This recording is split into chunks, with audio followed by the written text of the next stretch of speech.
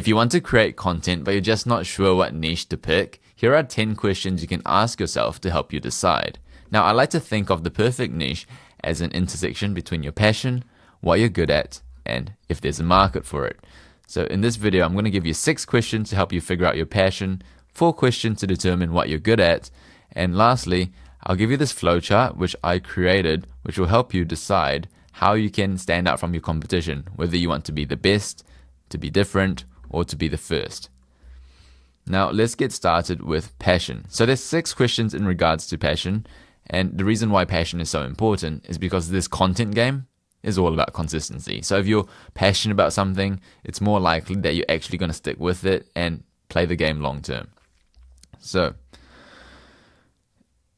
here's question number 1. But when I give you these questions, what I recommend you do is to write them down. So when you write down your answers, hopefully you'd start writing down the same answer for multiple questions and you can notice a pattern. And then at the end, we can go through this flowchart and figure out how we can be the best, different, or the first. So that's what I recommend, if you could spend the time to just write down your answers as we go along.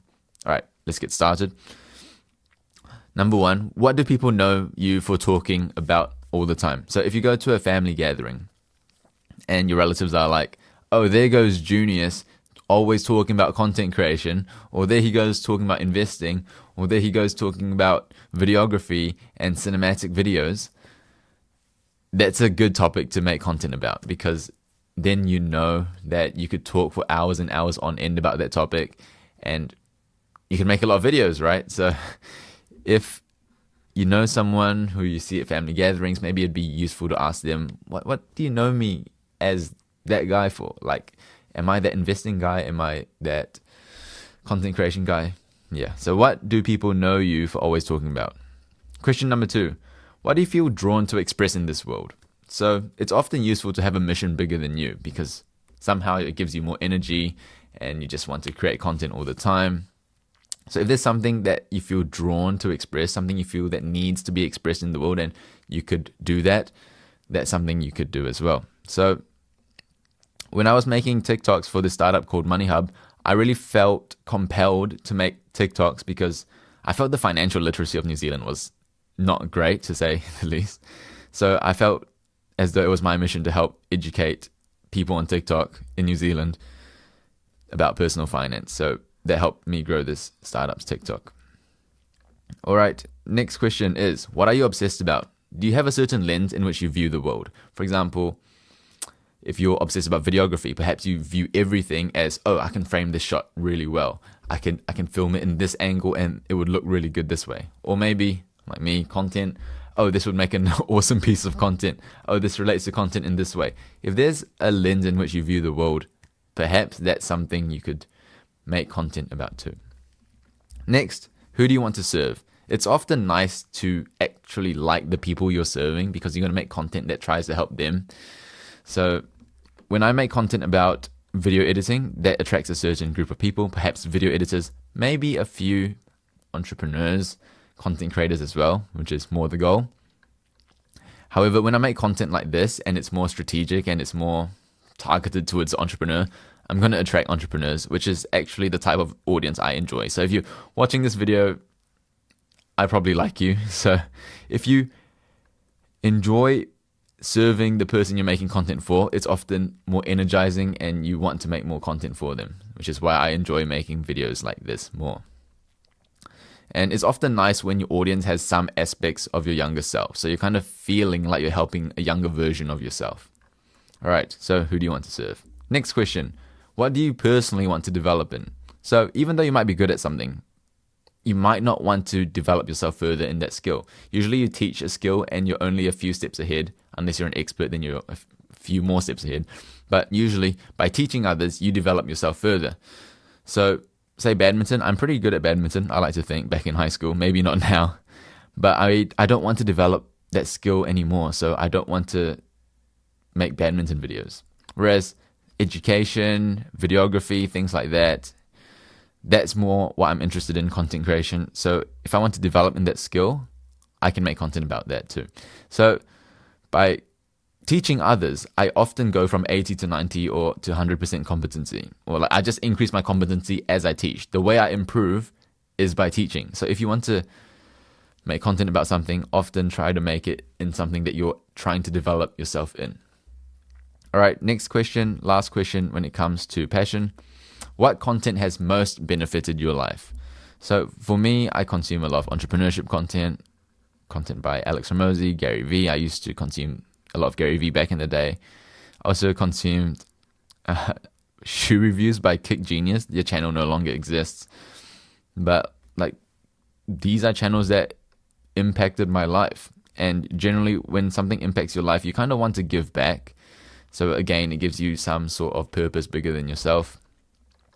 So by making content that relates to content that you consume yourself that has helped your life, you feel more emotionally connected to it.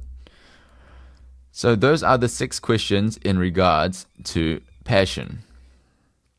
All right, moving on to the 4 questions in regards to competence. What type of content do you already consume? So for me, I consume a lot of entrepreneurship content, a lot of personal development content, this type of stuff. And when I consume these pieces of content, I'm already understanding what the viewer wants, what does well on the platform, the language they use. So that gives me an advantage in comparison to someone who hasn't watched this niche of content. So I understand my target avatar very well. I know the vocabulary they use.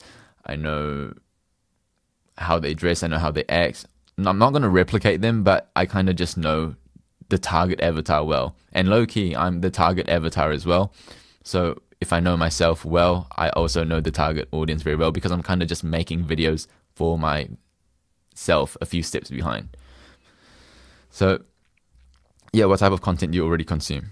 Next question. What major problem have you already solved in your life? For example, when I was starting out with this YouTube channel, I wanted to be the next Ali Abdaal. And I made videos about how I got into medicine and what it's like in pre-med. And then I solved the problem of growing on TikTok. So I made videos about how you can grow on TikTok. So whatever problem you solved in your life, you understand that problem intimately, and you can understand the type of person who would watch that content, that type of person who would need help because it's just your younger self. So if you have solved a major problem in your life, that's also a good topic to make content about because, you know, you've actually lived it as well and you have the credentials. All right. Next question is, what do people ask you to help with? So if someone asks you, hey bro, how do you do this? Or how did you do that? That's often a great topic to make content about. Hey bro, how do you edit videos that way? That's something I often get asked about. Or can you give me feedback on my channel? Probably that one more. All right. And then lastly, what is something you have an unfair advantage in? This could be an achievement or a credential. It could be a skill. It could be access to someone or something. It could be an experience you had. For example, I trained Muay Thai in Thailand. I could talk about that. I made a few videos about that. It did all right. And if you have knowledge that other people can't really get access to. And it's often easier to ask someone what you have an unfair advantage in. So like, hey, what am I actually good at? Ask your friends, ask your parents, what am I actually good at? Because to you, it's probably going to be like nothing, right? It's going to be natural. Like, of course, yeah. Video editing, yeah, of course it's easy. It's nothing, yeah. But then to someone else, that could be a really great skill that they could benefit from. So what is an unfair advantage you have? So once you've got the answers to these 10 questions, what I want you to do is to run it through this flowchart. And this flowchart will help you stand out from your competition. You're probably going to see a pattern in terms of the answers you've put for these 10 questions. So run your top answers through this flowchart. So is there an existing market? If there is, how can we be the best or how can we be different? Being different often is combining two different industries together or targeting a very small subset of the market. For example, if I go super niche in terms of content creation, it could be something like how to write scripts for YouTube video intros. And that's all I focus on. And I'm a master in that. Then I'm different because no one else is doing that. But it's not a unique niche because content creation as a whole is already very saturated on YouTube. Actually, maybe not too saturated, but it's getting there. All right, and if there isn't an existing market, then how can we be the first? It's usually an obscure niche because most niches on YouTube are probably full, or on most platforms are usually full. And usually this was the problem you had to solve for yourself, and it's more risky because there's no proof of concept. So that's the overall flowchart. If you want to learn more about this flowchart, I made a tutorial on YouTube about how you can think about this in the macro in terms of choosing your niche, and also the micro in terms of each individual video, how you can be the best, different, or the first for each video. But these are the 10 questions you can ask yourself to help you come up with a niche for content creation. My name is Junius. I help people make and strategize educational content. Again, if you want to go more in depth in terms of standing out from your competition, check out this video here. But yeah, thanks for watching, and I'll see you in the next one.